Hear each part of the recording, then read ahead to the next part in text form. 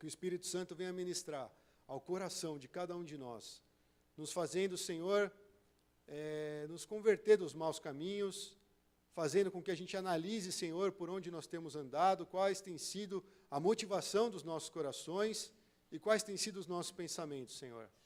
Eu oro para que o Senhor realmente venha ser o centro dessa mensagem, que essas palavras glorifiquem a Ti, Senhor, que a Tua igreja venha crescer de uma forma saudável, através da Tua verdade, através do Espírito Santo, conduzindo cada cristão ao caminho da Tua verdade, Senhor. Então nós entregamos a Ti essa tarde, entregamos tudo o que for dito aqui, e também logo após o culto, o momento de comunhão.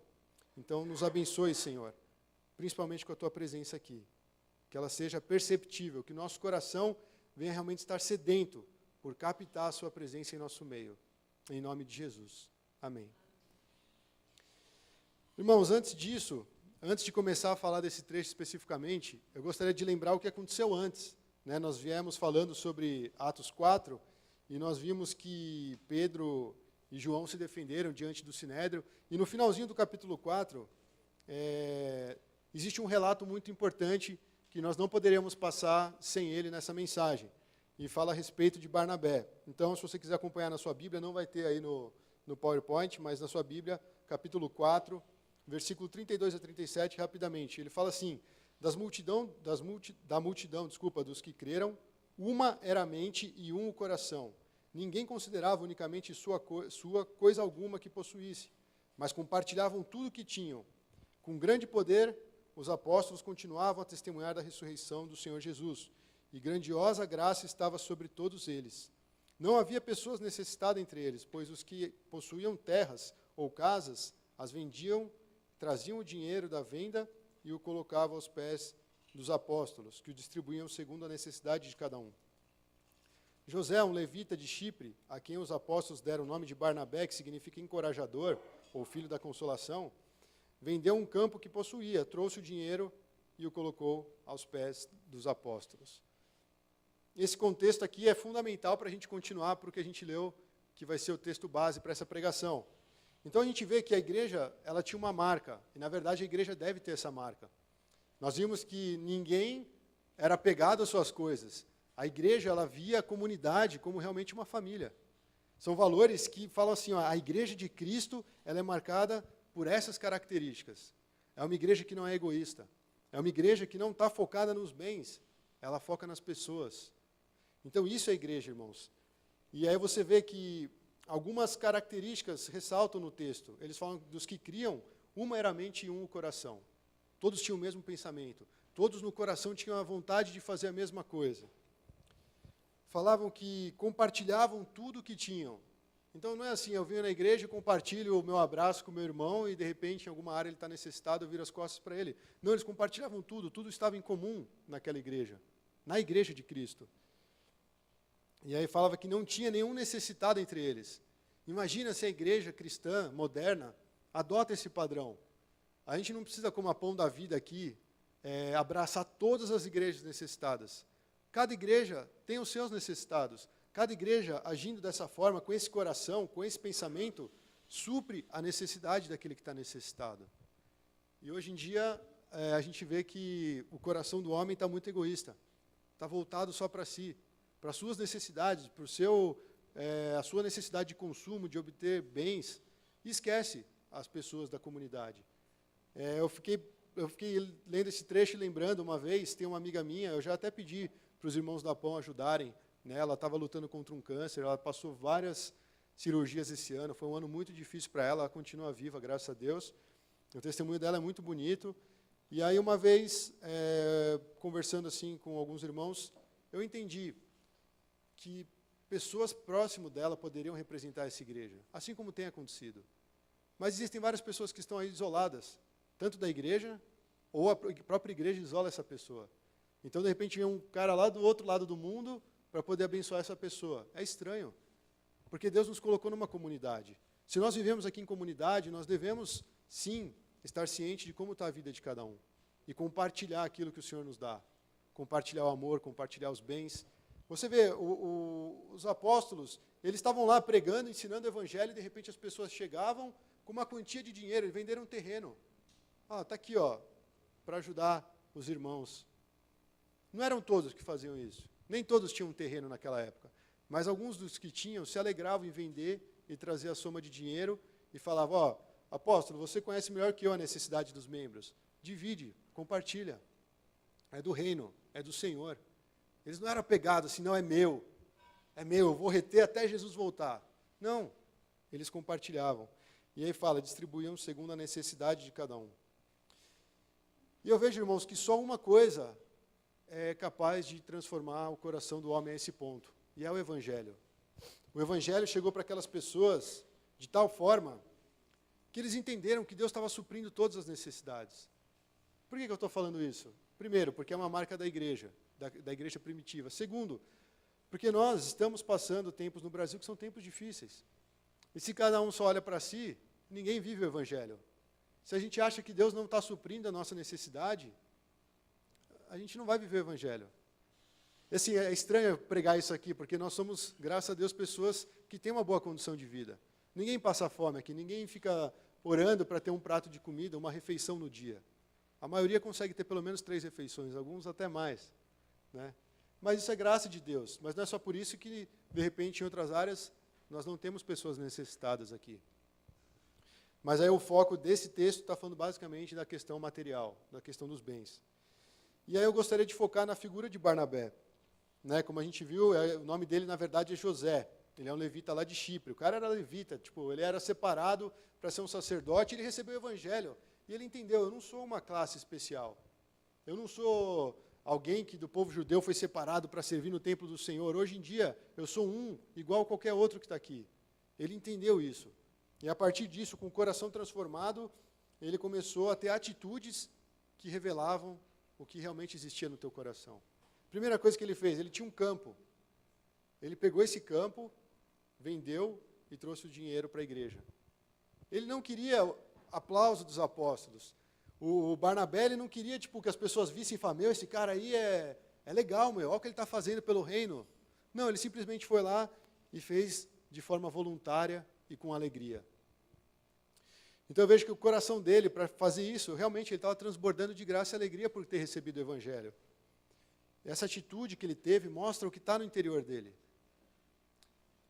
Atitudes que nós temos revelam o que está no nosso coração, irmãos. Então é fácil, você olha as suas atitudes, o seu dia a dia, como você lida com o dinheiro, como você lida com os relacionamentos. Isso está falando muito do que está lá dentro do coração. E eu vejo que Barnabé ele foi alguém que foi transformado pelo Evangelho a ponto de não mais ser apegado àquilo. Vamos ver lá para o Antigo Testamento. Os levitas, eles não tinham porção nenhuma. Eles eram, quem era a herança dos levitas? O Senhor. Então Barnabé se via lá, minha porção é o Senhor, né? A minha herança é o Senhor. Mas ao mesmo tempo, na lei, garantia que algumas cidades deveriam ser deixadas para o levita habitar. Né? Eram as cidades refúgio. Falou para os levitas também morarem lá. Então, de alguma forma, ele recebeu uma porção de terra que era direito dele. A lei garantia aquilo para ele. Ele olhou para aquilo que tinha a ver com a lei, que tinha a ver com o velho homem dele, e falou, cara, o que adianta eu ter um campo que fica crescendo um monte de grama, eu tenho que ir lá toda hora parar, isso me atrapalha no meu dia a dia, eu vou pegar isso aqui e vou vender. E eu vou trazer para a igreja, para abençoar meus irmãos. Analisa o coração de Barnabé, o quanto ele foi tocado por Cristo. E ele achou melhor vender do que ficar para ele. Isso mostra muita coisa, irmãos. E eu vejo que uma das coisas que levou ele a adotar esse movimento era o temor que ele tinha por Deus, era o amor que ele tinha por Deus, e, consequentemente, o amor que ele tinha pela igreja. E esse culto não vai ser um culto que depois, no final, eu vou falar, você está disposto a vender teu carro e trazer para a igreja? Você está disposto a vender seus instrumentos musicais? E depois, não é isso. Mas é um culto para a gente rever como é que está o nosso coração, o que está motivando o nosso coração no serviço a Deus. Ele fez isso sem esperar nada em troca. Simplesmente ele fez. E isso também me mostra que ele estava visando o quê? O céu. Ele visava a eternidade. Ele visava a vida com Deus. Coisas que são eternas, não coisas que são transitórias, não coisas que são passageiras. E eu vejo, irmãos, que cada vez mais a gente se prende a coisas que passam, a coisas que se vão. Recentemente, o pastor, a Anaquan, o Caleb e a Karen aí estavam ralando com uma mudança. Né? Eles estavam mudando de casa. E acompanhei um pouquinho do que eles sofreram nesse tempo. E uma das coisas que eu vi que eles aprenderam é que não há necessidade de acumular tantas coisas. E outra, a nossa passagem por aqui é breve. Então a gente não consegue ficar mudando de lugar e carregando tudo nas costas. Chega uma hora que não aguenta, chega uma hora que o lugar não suporta. E aí nisso eu estava conversando com a minha mãe hoje também, e ela falou assim, eu sempre tive a necessidade de querer arrumar essa casa, deixar ela do melhor estado possível, e isso aqui um dia vai ficar, isso aqui vai passar. Aí eu olhei para ela e falei, mãe, nós somos peregrinos nessa terra. Vai passar mesmo. Mas a gente fica tão apegado a essas coisas. A gente coloca tanto a nossa força, o nosso esforço, os nossos sonhos em alcançar metas que são físicas, são palpáveis. E isso refletiu meus pedidos de 2016. Eu alcancei o quê? Perder peso. Depende de mim. Se eu fechar a boca e fazer exercício, eu vou perder peso. Agora, ser mais espiritual, lógico, depende de mim. Mas vai depender do meio que eu estou, vai depender do quanto tempo eu gasto com Deus, vai depender do quanto eu estou sensível a Deus. Em outras palavras, também depende de Deus. Ninguém se torna espiritual por si só. Você pode se esforçar ao máximo. Se Deus não quiser, ele fala, terei misericórdia de quem eu quiser ter misericórdia, terei compaixão de quem eu quiser ter compaixão. Então Deus, ele não vai ser movido por nós estarmos ajoelhados às 2 horas, mas pelo nosso coração. Deus vai lá e fala, eu me agrado desse coração, eu vou derramar aquilo que ele precisa. Ele está buscando, ele vai achar, e assim vai. Princípios bíblicos sendo colocados na prática. Então, eu vejo que Barnabé escapou de algo que muitos não conseguem escapar. Lembram do jovem rico? O jovem rico não conseguiu escapar disso. Lá em Lucas 18, Jesus falou para ele assim, falta ainda uma coisa para você, jovem rico. Vende tudo o que você possui e dê o dinheiro aos pobres, e você terá um tesouro nos céus. Depois venha e siga-me. E ouvindo isso, ele ficou triste, porque ele era muito rico. Veja, ele não se recusou a seguir Jesus. Ele estava afim de seguir Jesus. Mas quando a proposta foi, pega tudo que você tem, e vende e dá o dinheiro aos pobres, ele ficou triste, porque era muita grana que ele tinha. Quando eu era pequeno, às vezes acontecia isso comigo, né? Eu tinha muitos primos, não tanto quanto vocês, mas às vezes a gente tinha, sei lá, um biscoito, aí a mãe vinha e falava, dá para o seu primo também. E era difícil dar para o meu primo, porque eu queria tudo. Né? A gente é assim, criança é assim, espero que só quando a gente é criança, né? Não agora com 30 anos. Mas a gente está lá com o negócio, é tão penoso a gente dar um pouco, é tão penoso a gente compartilhar numa medida correta. A gente sempre vai lá e dá às vezes dá aquela bolacha quebrada e continua com as bolachinhas inteirinhas, às vezes nem vai comer. Mas a gente gosta de ter. O coração do homem é egoísta, irmãos.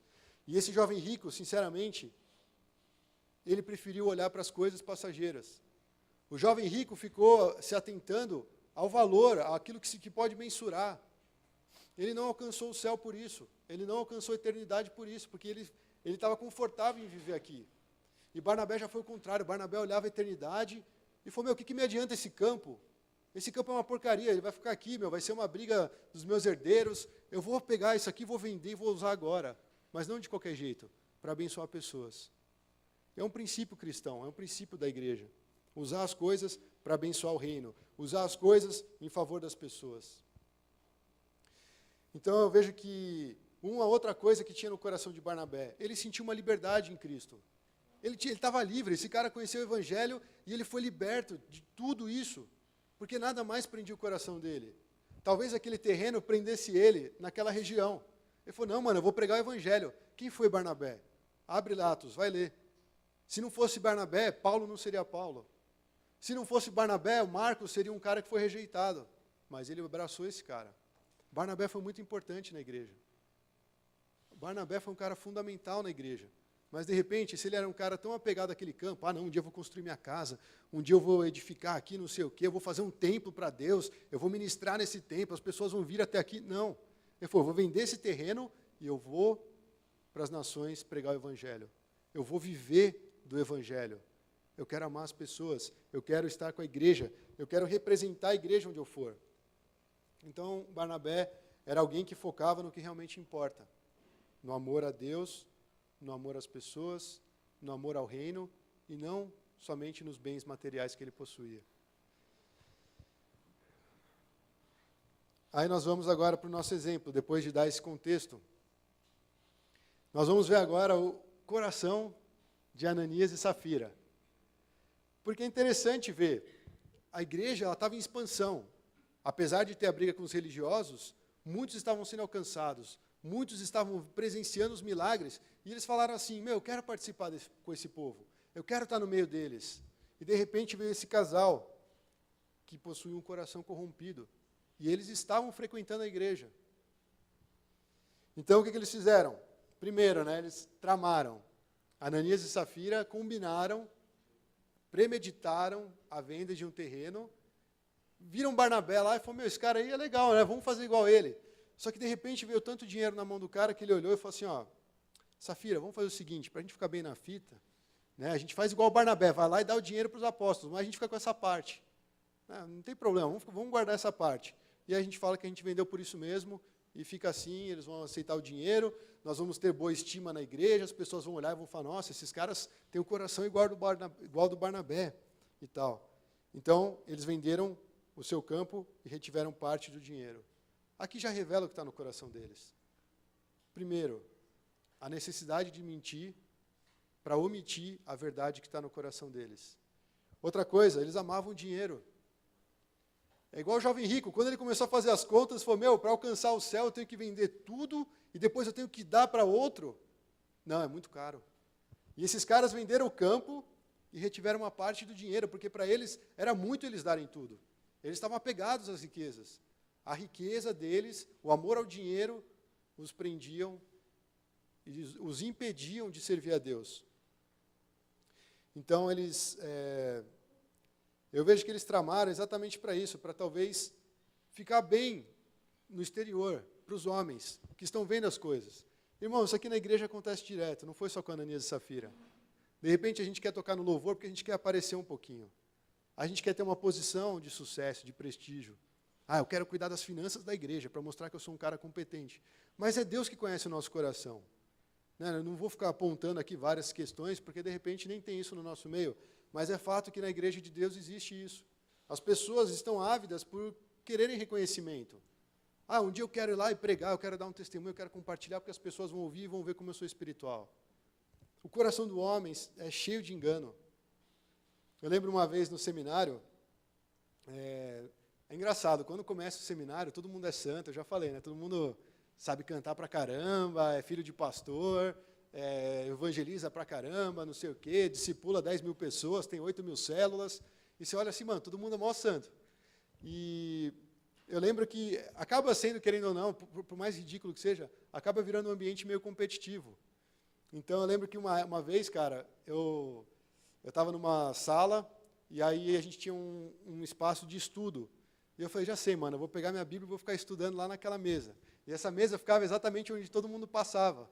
Então, quando as pessoas passavam, elas me viam lendo a Bíblia. Eu falava, esse cara é crente. Então, assim, é ridículo. Mas, de uma certa forma, eu tramei isso. E, por um tempo, a imagem exterior foi essa. Até que o pessoal começou a me conhecer exatamente como eu era.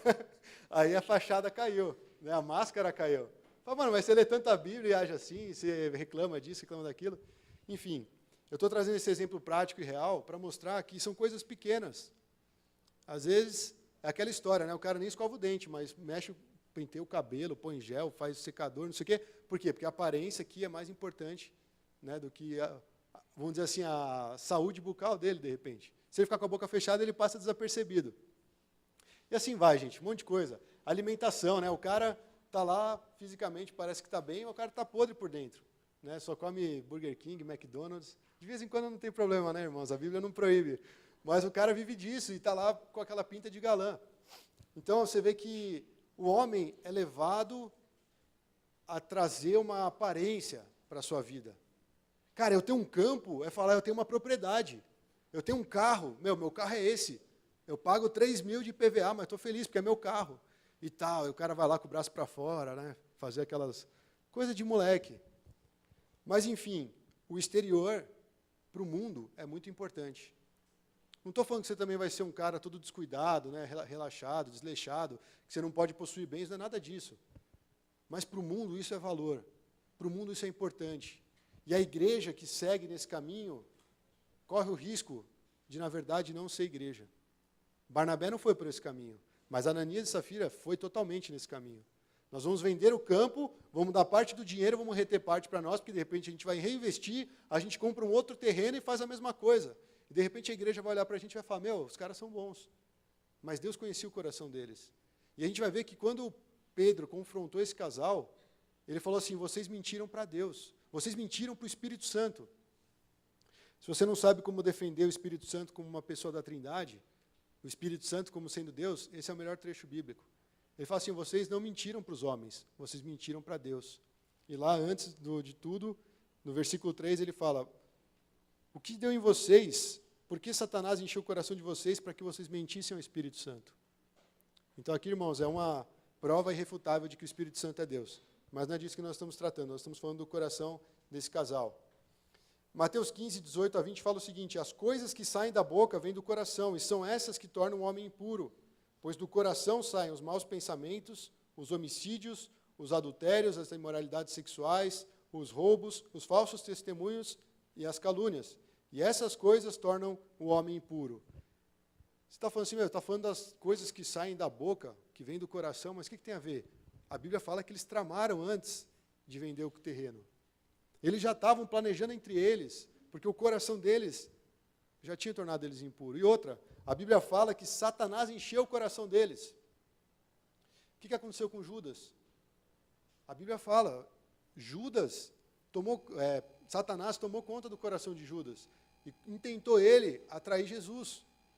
Então veja que Satanás ele vai querer entrar nas brechas. Ele vai querer entrar onde nós temos a fraqueza e vai falar, você tem direito disso. Ele vai trazer uma mentira. Lembra do tema? Verdade, temor e santidade. Aqui a gente vê que falta muita verdade. Eles tramaram. O coração deles estava impuro. Eles não tinham temor de Deus. E aí eu fico comparando eles com o coração do Barnabé. Barnabé tinha o temor, ele tinha recebido o evangelho, ele foi transformado. Esses caras estavam na igreja, mas o evangelho não mudou o coração deles. O evangelho não tocou essas vidas a ponto deles agirem de forma diferente do que eles agiram.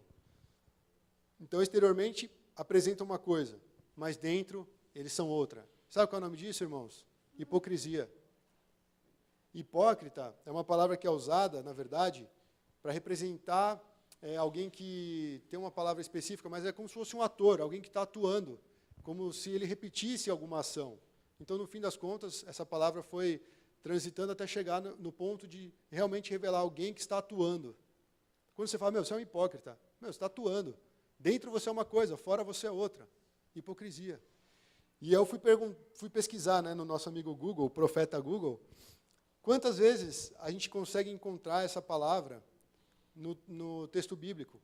Jesus falando sobre hipocrisia. No Novo Testamento, 20 vezes aparece essa palavra, fazendo principalmente referência aos religiosos, aos líderes religiosos. Então, em outras palavras, conhece muito as Escrituras, fala muito o que se deve fazer, exteriormente parece que estão bem, que vivem bem, que estão vivendo o Evangelho, mas lá dentro estão podres. Isso é hipocrisia. E aqui nós vemos que foi exatamente isso que caracterizava esse casal. Por fora eles queriam falar, nós somos o casal 20 da igreja, nós estamos abençoando todo o povo, nós amamos a igreja, nós amamos o Senhor, e nós estamos vendendo o nosso campo. Mas lá dentro é uma atuação. Eles não tinham esse pensamento. Então eu vejo que isso aqui mostra uma marca de um falso cristão. O falso cristão, ele se preocupa com reputação, com status, com cargos, com um lugar visível na igreja.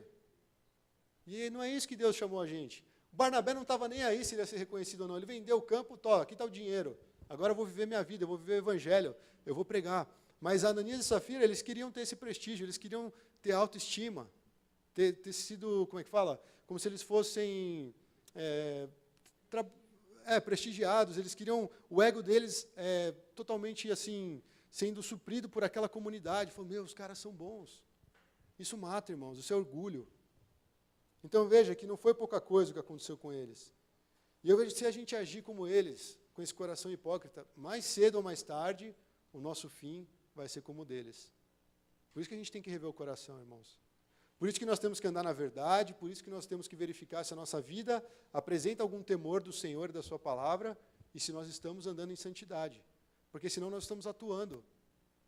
E isso, a mensagem não é uma mensagem acusativa, mas é uma mensagem de reflexão para falar, Deus, se existe esse traço dentro de mim, eu sei que o evangelho não é isso, eu sei que a tua verdade não é isso, mas eu quero ser transformado. É um coração totalmente diferente da Ananias e Safira, que estavam fazendo toda uma cena. Então agora rapidamente eu vou fazer um comparativo dessas vidas e ver os resultados. O Barnabé ele vivia a verdade. Ele vivia a verdade. Ele recebeu o evangelho, ele praticou e ele foi fazer o melhor dele para o Senhor. Enquanto isso, Ananias e Safira eles estavam forjando ter um coração puro, né, como o de Barnabé, por exemplo. Mas eles estavam vivendo na mentira. E a gente já falou várias vezes sobre isso. O fruto da verdade traz vida. Viver na mentira é morte. O pai da mentira é Satanás. Aquele que traz todas as coisas à luz, aquele que é verdadeiro, é o Senhor Jesus. Então, existem esses dois caminhos. E uma má notícia, irmãos, o nosso coração está sempre no cabo de guerra, porque a gente quer viver a verdade, mas, ao mesmo tempo, nós deixamos muitas mentiras entrarem na nossa mente, e a nossa vida vai sendo comprometida, muitas vezes, em atitudes. Então, façam uma reflexão a respeito da verdade na sua vida. A verdade é o Evangelho. Talvez você, nos momentos de dificuldade, recorre mais às pessoas do que a Deus. Eu quero incentivar, recorra à palavra de Deus. E é um movimento que a gente tem que aprender, irmãos, não é fácil. Eu falei para o pastor esses dias, né, a gente estava fazendo um levantamento sobre esse tempo todo, final de ano, concluindo esse ciclo que a gente está, o que a gente pensa para o próximo. E eu fui bem sincero, eu falei, às vezes parece que eu não conheço Deus. Aí o pastor até me corrigiu, falou, não conhece muito Deus, né, conhece pouco. E realmente Deus é tão grande, tão perfeito, eterno, e a gente conhece, às vezes, algumas nuances de Deus. E a gente fica 30 anos na igreja e acha que conhece Deus pra caramba. Mas, na verdade, não. Tem muito mais para conhecer. Então, às vezes, a gente acha que a nossa vida é acordar de manhã, ler o versículo bíblico que está escrito no boletim, fazer nossa oração para Deus nos proteger, ir para o trabalho, viver que nem um cachorro trabalhando, voltar cansado, fazer uma academia, comer alguma coisa e dormir e continuar tudo de novo. Isso não é a vida que Deus tem para nós. Talvez a rotina seja essa, mas com um espírito totalmente diferente, com um coração totalmente diferente. Então, por isso que nós temos essas fases de transições, igual a passagem do ano. Muda o pensamento, muda a atitude, muda a expectativa do que pode acontecer. No seu devocional, Deus pode falar com você. No seu devocional, Deus pode tirar algo que está no teu coração que há anos você não consegue tratar. Mas se nós formos como Ananias e Safira, nós vamos viver na mentira. Nós vamos acreditar na mentira. E a mentira não transforma a nossa vida. Pelo contrário, a mentira traz morte. Esses caras antigão, assim, que amam Deus, né, de uma forma tão impressionante, um deles falou, eu coloco uma sentinela nos meus pensamentos, não permitindo que nada tome o lugar de Cristo. Eu não sei quem falou isso, mas para mim foi muito edificante. Eu nem sei se o autor citou realmente quem falou, mas eu falei, é verdade. A gente deixa tanta besteira entrar na nossa mente, tanto engano, tanta mentira, e quando a gente vai ver, a gente está abatido, a gente está fraco, a gente já não tem mais ânimo de louvar o Senhor, a gente acha que se pegar a Bíblia vai ser coisas que a gente já leu, que não mudou nossa vida, e a vida cristã vira um lixo. E isso não é evangelho. Evangelho é vida, evangelho é a verdade. Ela entra na nossa mente e transforma o pensamento, transforma o coração, nos sustenta. É esse evangelho, irmãos, que a gente tem que pregar, que a gente tem que viver, que a gente tem que compartilhar entre nós. Outra coisa, Barnabé, quando recebeu a palavra de Deus e passou a crer em Jesus, ele procurou viver uma vida de temor. E aí foi aquilo que eu falei, o testemunho dele de Atos. Ele abriu mão da própria vida para falar, eu vou abraçar Paulo. Está todo mundo com medo do Paulo, mas eu vou lá. Se tiver que morrer, eu vou, porque eu tenho Cristo. Estou ótimo. Se eu morrer é lucro. Vai ver que ele que ensinou isso para o Paulo. E foi lá cuidar do Paulo. E Ananias e Safira não, eles não tinham temor ao Senhor. Quando não se tem temor ao Senhor, parece que a gente não percebe a presença de Deus.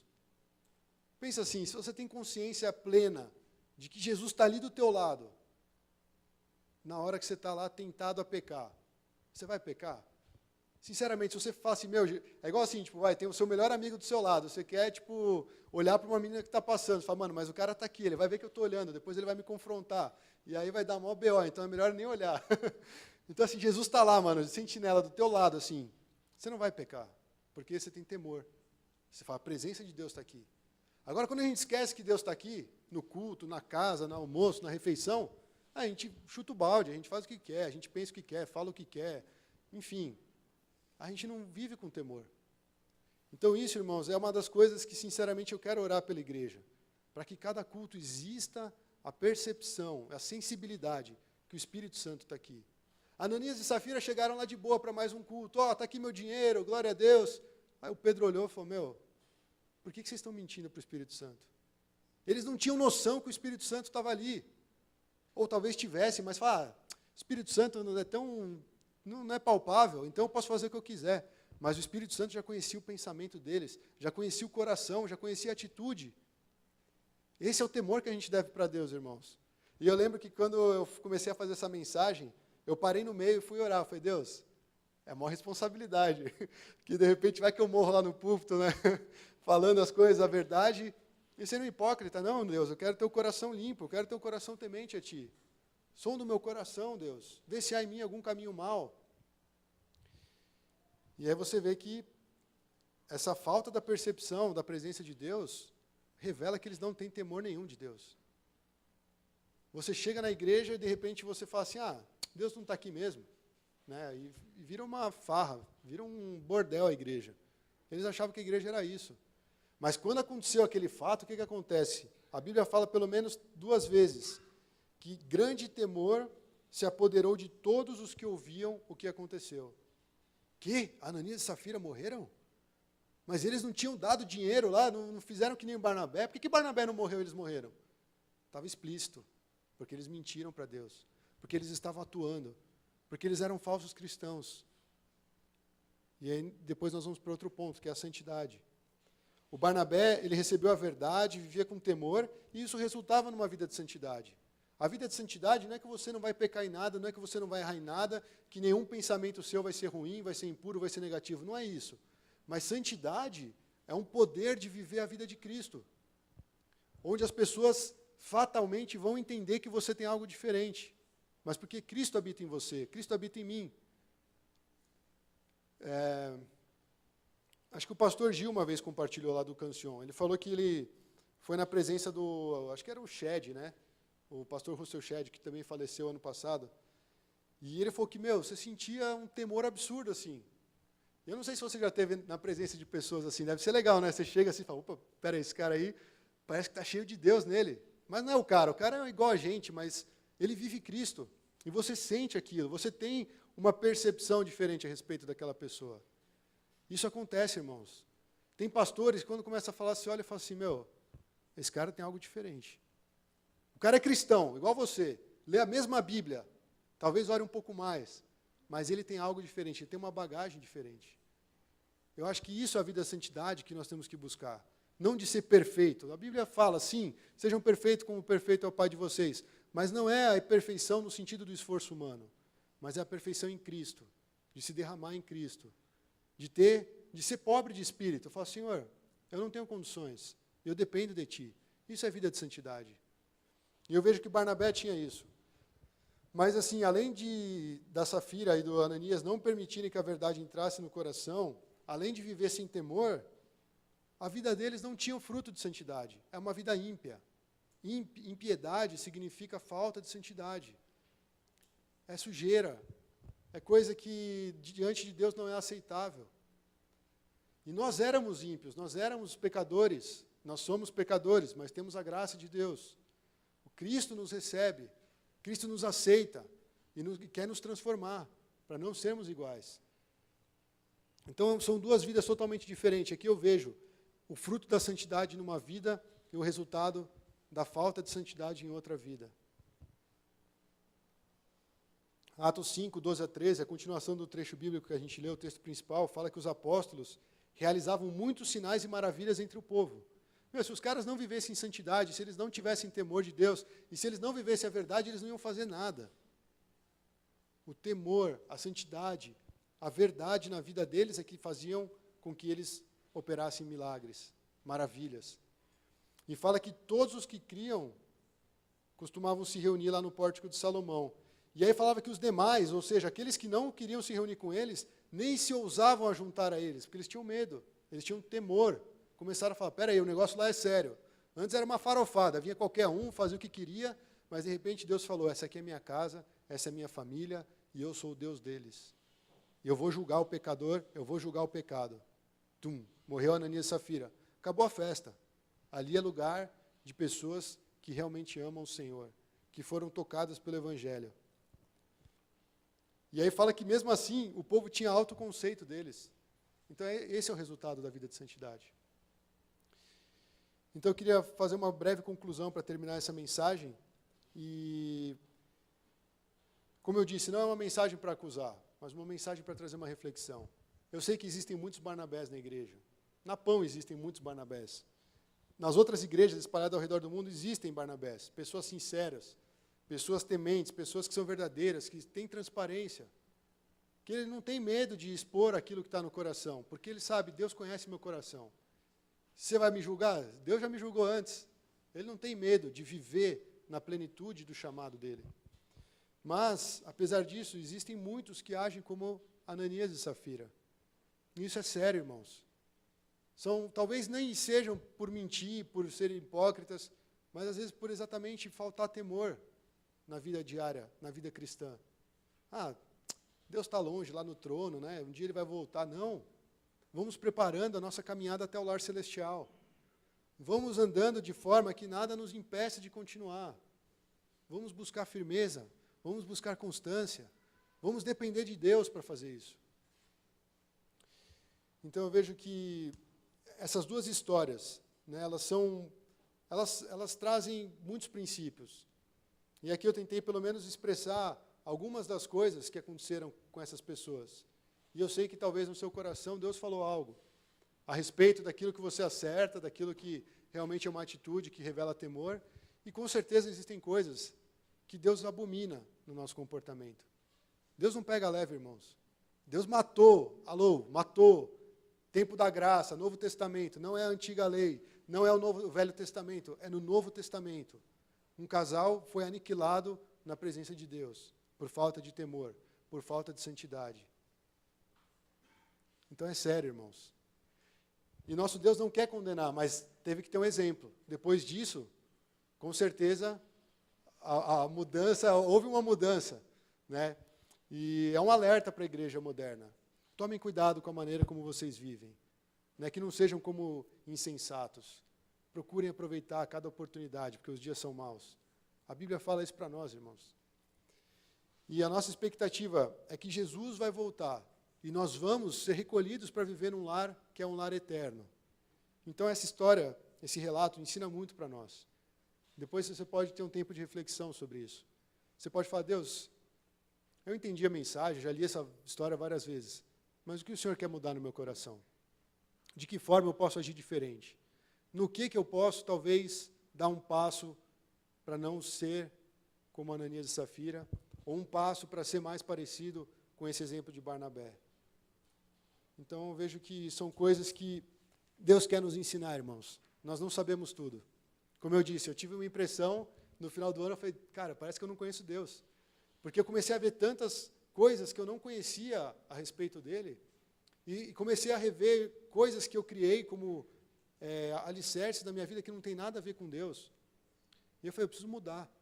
Deus está certo, Deus é eterno, Ele é imutável, mas eu sou um cara que sou muitas vezes levado pelo vento, levado pela opinião das pessoas. Não, vamos voltar para a verdade. Vamos construir uma vida de temor e vamos buscar viver em santidade. Com certeza nós vamos estar muito mais próximo daquilo que Deus espera. E isso, é o Espírito Santo agindo em nós. A gente pode dar graças a Deus que não acontece conosco o que aconteceu com Ananias e Safira. Mas nós também podemos nos lamentar de não ter uma vida como a de Barnabé. Ele é um exemplo nessa história. E eu creio que o cristão que quer levar o Senhor a sério, ele quer almejar mais, ele quer buscar muito mais do Senhor. O bem maior que nós podemos buscar aqui na terra não é um campo, não são as riquezas, mas é a presença de Jesus em cada situação da nossa vida. Eu acho que o principal dessa história é isso. É o foco de você viver o Evangelho como ele realmente é. E foi isso que Barnabé fez, e foi isso que Ananias e Safira não conseguiu fazer. Então, eu espero, irmãos, que nesse ano, nesse início de ano, nesse primeiro culto, tenha sido um culto para inspirar cada um de nós a andar dessa forma. Porque Deus tem grandes coisas para fazer por meio de nós e em nós, amém? Vocês creem? Eu creio, irmãos. Eu estou numa expectativa, não é porque mudou o ano, como eu falei, a gente acorda, vai dormir tarde, acorda cedo, só mudou o dia, mas a gente vai naquela expectativa.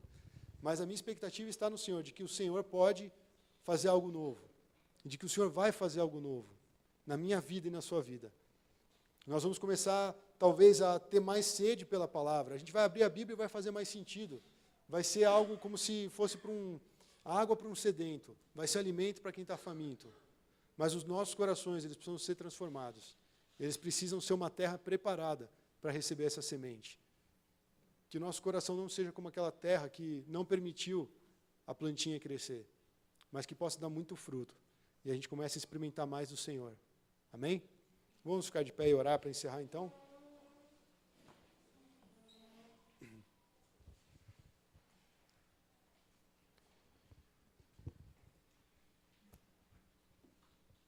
Depois de eu orar, irmãos, eu gostaria de fazer uma dinâmica aqui diferente, né? Que você escolhesse uma pessoa e orasse por ela. Compartilha, né? Não chega já com o olho fechado lá, cadê meu irmão? Está aqui, ó, o Senhor abençoa a vida dele. Não, pergunta, irmão, o que você quer alcançar em Cristo esse ano? O que te falta? Eu quero orar por isso. E você também abre o seu coração e fala, ó, eu estou tendo dificuldade por causa disso, disso, disso. E eu quero crescer nessa área.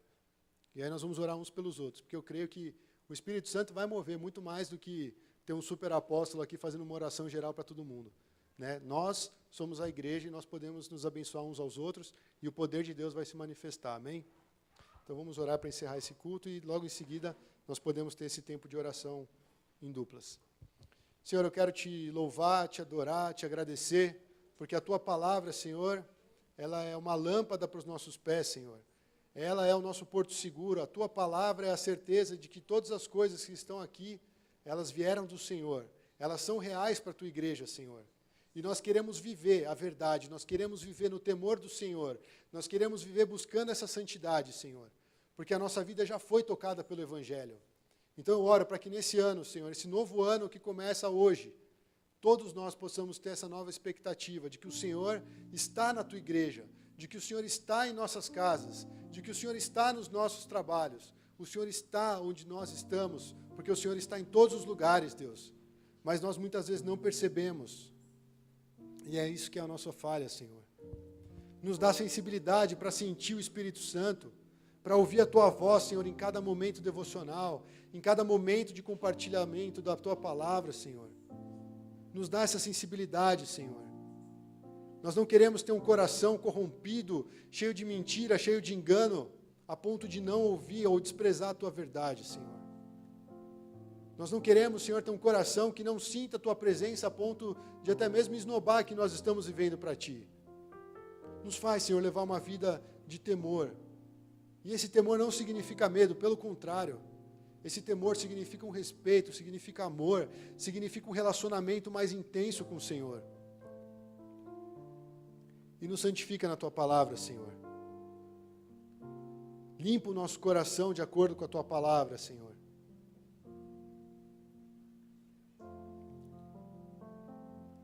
Que se há em nós algum caminho mau, Senhor, o Senhor venha nos ajudar a se livrar desse caminho. Faz as nossas veredas retas, Senhor. Nos dá um espírito inabalável, Senhor. Um espírito pronto a obedecer. Nos dá uma disposição de realmente cultivar um relacionamento com o Senhor. Se for necessário, Deus, ficar algum tempo longe das pessoas, isolado num quarto por algumas horas, que seja esse o momento onde o Senhor vai transformar o nosso coração. Existem muitos ruídos, Senhor, nessa sociedade. Os nossos tempos, Senhor, estão cheios de mensagens, cheios de propaganda, cheios de coisas que nos atraem, que tiram o nosso foco do Senhor. Mas nessa tarde nós queremos pedir, Senhor, que a gente volte a ter um temor pela Tua presença, que a gente volte a ter um anseio por estar com o Senhor. E eu creio, Senhor, que nós vamos crescer em santidade, que o nosso testemunho vai ser diferente, que as coisas vão fluir de uma maneira totalmente diferente, Senhor. Porque nós não vamos estar mais no automático. Nós não vamos mais estar sendo levados pelos nossos pensamentos, pela nossa ansiedade, pelos nossos medos. Não, nós estaremos sendo conduzidos pelo Teu Santo Espírito. Atua em nós, Senhor. Só o Senhor tem o poder para mudar o coração de cada um que está aqui, inclusive o meu, Senhor. E por isso nós nos apresentamos a Ti. Nós apresentamos as nossas necessidades, as nossas falhas. E Te rendemos graça, porque o Senhor tem sido bom. E a Tua misericórdia tem estado sobre cada um de nós, sobre a Tua igreja amada, Senhor. Muito obrigado, Senhor. Que seja um ano de vitória, um ano de conquista, um ano de alcançar mais principalmente espiritualmente, Senhor. Desenvolva a nossa espiritualidade de uma forma mais saudável, a ponto de nós realmente vivermos Cristo no tempo que nos resta aqui na terra, Senhor. Traz um amor, derrama do teu amor sobre essa igreja, Senhor. Que esse seja o maior testemunho que a gente vá fazer lá fora. Falar do teu amor pelo perdido, do teu amor pela tua noiva, pelas famílias, pelo casamento, pelas missões, Senhor. Que venha o teu reino, Senhor, e seja feita a tua vontade, em nome de Jesus. Amém.